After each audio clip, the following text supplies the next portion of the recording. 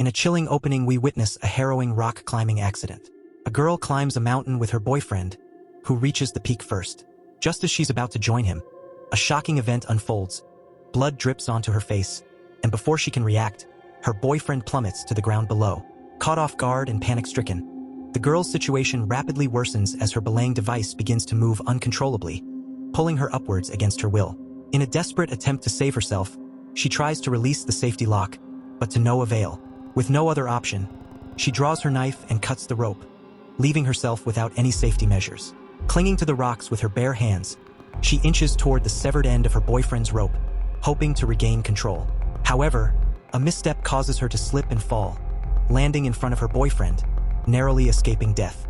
Staring at her boyfriend's lifeless body, sorrow is a luxury she cannot afford, as something in the woods atop the mountain quickly approaches.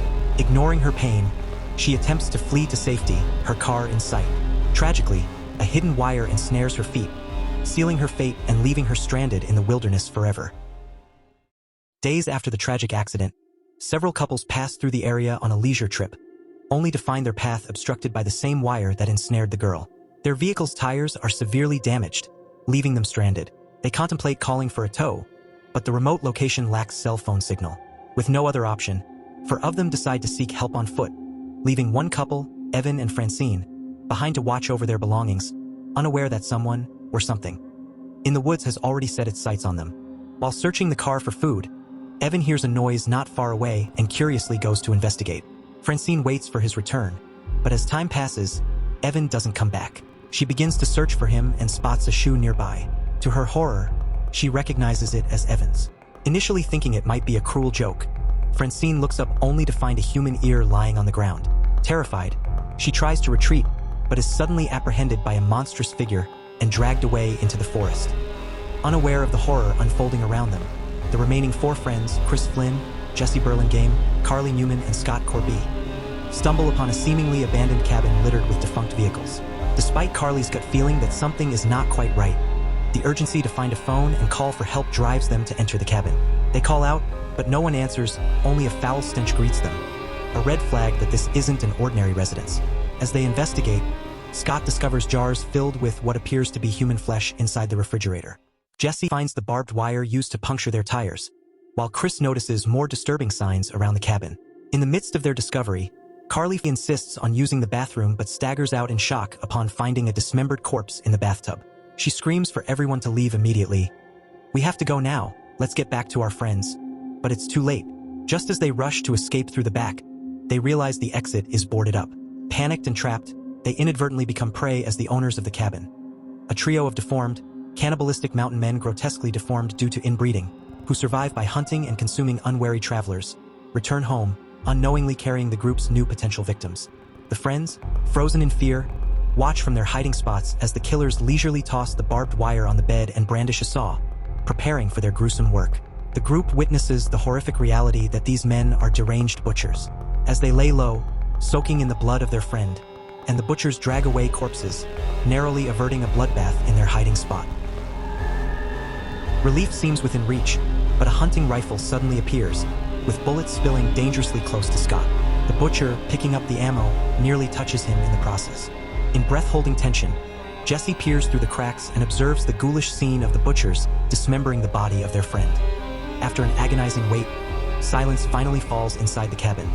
The butchers are feasting, they are sated, and they drift off to sleep, giving the trapped friends a fleeting glimmer of hope for escape. Seizing the moment while the cannibalistic brothers are asleep, Chris Flynn and Jessie Burlingame quietly crawl out from under the bed. Scott Corby and Carly Newman make their way out of the room too, thinking they can make their escape.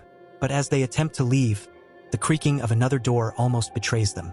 Chris, enduring the pain, signals for the others to go ahead as he quietly holds the spring of the door. Unfortunately, his hand gets caught, and the scent of blood abruptly wakes the butchers. The friends bolt towards the mountain's peak, running faster than ever before. When Chris glances back, he sees the Butcher brothers in hot pursuit in their truck.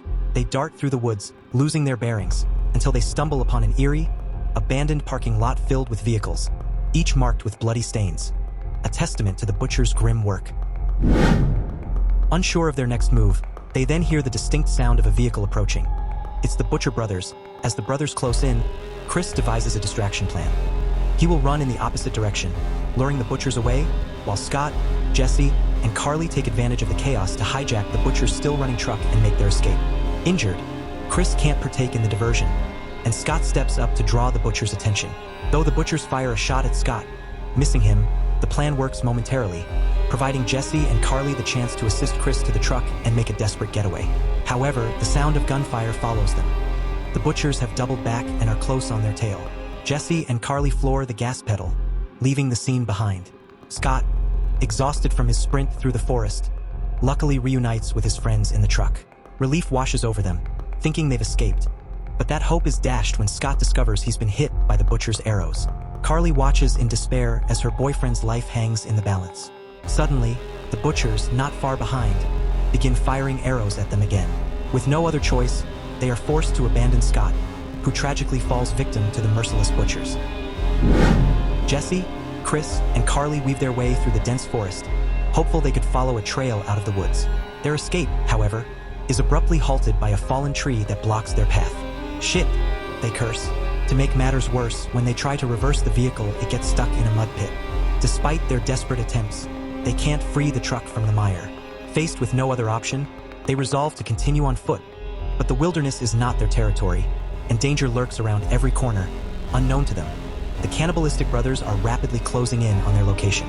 Complicating their escape further, Chris's leg injury slows him down significantly, and just as they consider stopping for a rest, Carly spots something. They look up to see a towering watchtower. Hearing Carly's shout, Jessie quickly shushes her, fearing they might attract the attention of the butchers. With no place left to run, climbing to the watchtower's vantage point seems to be their only choice to scout for distant highways or settlements. Finally reaching the top, their hearts sink as they're met with the sight of endless mountains. A vista of beauty that, under other circumstances, would be breathtaking, but now only serves to underscore their utter despair. Fortune, it seems, hasn't entirely abandoned Jessie, Chris, and Carly. In a stroke of luck, Carly discovers glow sticks and an old radio inside a cylinder in the watchtower. Miraculously, the radio still works. They hastily search through various channels, hoping to find a signal to call for external help. But just as they manage to get through, the cannibalistic brothers somehow locate their hideout. No, no, no, they whisper in panic as they watch one of the brothers approaching with a torch. Quick thinking, Chris calls Jessie over to help barricade the trapdoor with a table, hoping it would hold them off. For a moment, after the brothers leave, an eerie silence envelopes the watchtower, making their skins crawl, unsure of what the butchers plan next. Their worst fears are realized when smoke suddenly begins to fill the air around them, and flames erupt from beneath the trapdoor, an obvious attempt to burn them alive. Refusing to die in flames, Carly hastily breaks a window and readies herself to jump. She'd rather risk death from the fall than the fire. Chris, looking down at the dense forest below, decides that jumping is their best chance of escape. Being captured by the butchers is not an option. He leaps first, exclaiming as he goes. Miraculously, all three of them survive the fall, finding themselves bruised but alive amidst the trees. Despite their best efforts to escape, Chris and Jessie's every move is transparent to the butchers waiting below. To their horror, one of the butchers has already positioned themselves within the trees. Realizing their cover is blown, Chris, with urgency, leads them to shift their location. The dense foliage connects the branches, creating a makeshift pathway. Chris and Jessie hastily move to another section, but Carly, hindered by a fear of heights, stumbles back, only to be struck down by a brutal axe attack from one of the butchers. Witnessing such brutality from a close distance, Chris quickly ushers Jessie to continue fleeing, with the relentless butchers in hot pursuit. Chris, understanding that running wasn't a sustainable solution and unwilling to remain on the defensive, decides it's time to fight back. He readies a tree branch as a makeshift weapon, intending for Jessie to stay close for a counterattack. However, Jessie, aware of Chris' leg injury, bravely decides to take on the most dangerous role herself, drawing the butcher's attention with her shouts. Seizing the moment, Chris uses the tree branch to launch a powerful strike against the butcher, causing the assailant to fall to their death. The remaining brothers, enraged by the sight, intensify their chase. In a bid for safety, Chris and Jessie duck into a hidden cave behind a waterfall. Just as they think the butchers have found their hideout, Chris realizes, to their relief, it was all just a vivid nightmare. In a desperate race against time, Chris, Flynn, and Jessie Burlingame refuse to delay and continue their search for an escape route. Their efforts pay off as they reach the peak of a hill and spot a highway in the distance. Before they can take a moment to relish in hope, an axe comes hurtling through the air. Jessie is seized by one of the butchers, and in the ensuing chaos, Chris tumbles down the slope. Suddenly, a police car appears on the road below. Driven by adrenaline and the will to survive, Chris throws himself down the incline, blocking the vehicle's path. With a glimmer of hope sparked within him, Chris frantically explains the terrifying situation to the officer. But in a shocking turn, the officer is abruptly killed, a victim to a fatal arrow shot by one of the butchers. It becomes clear that the police presence was merely an accident, an unintended addition to the butcher's death toll. Chris rushes to the cop car, intent on making a getaway, only to find the keys missing. Meanwhile, the butcher isn't keen on letting Chris escape. He approaches the car. Terrified, Chris quickly crawls under the vehicle, eyeing the fallen officer's gun.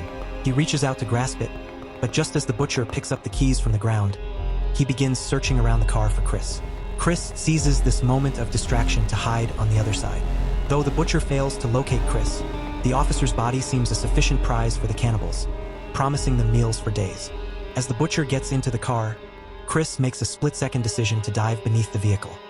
He clings onto the undercarriage, prepared to be carried off to wherever the butcher is headed, determined to rescue Jessie no matter what peril he may face. Upon reaching their dwelling, the butcher drags the officer's body inside, where Jessie, bound and terrified, lies on a bed. The sound of chopping meat fills the air, prompting Jessie to scream for help in fear. Just as the butcher prepares to make his move on her, an unexpected diversion occurs. A gasoline bottle is thrown at the door, igniting a fierce blaze.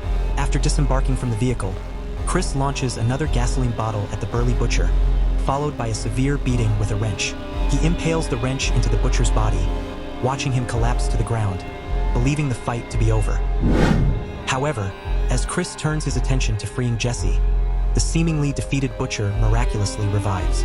This time, with no mercy to spare, the butcher wildly swings an axe at Chris and then strangles him against the wall, poised to land a fatal blow. But in a twist of fate, his opportunity is forever lost as Jessie, now free from her restraints, delivers a lethal arrow shot, ending the threat once and for all.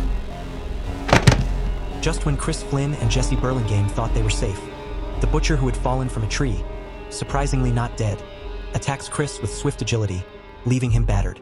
As the butcher turns his malice towards Jessie, Chris quickly reacts by strangling the assailant with a chain. Jessie then rises to her feet and delivers a fatal blow with an axe, hoping this violence has concluded. As Chris picks up a gun from the ground, intending for them to make their escape, an unforeseen miracle occurs. The butchers, against all odds, begin to stir back to life. Chris and Jessie step backwards out of the cabin's door, facing the resurrected trio of butchers, with only one bullet left in the gun. In a decisive moment, Chris shoots a gasoline barrel, engulfing the butchers in flames, allowing him and Jessie to finally escape their clutches. Their story, filled with horror and close escapes, seems to conclude here with their successful evasion. However, the eerie twist lies in the fact that the three butchers, despite their presumed demise in the fire, do not end with the tale.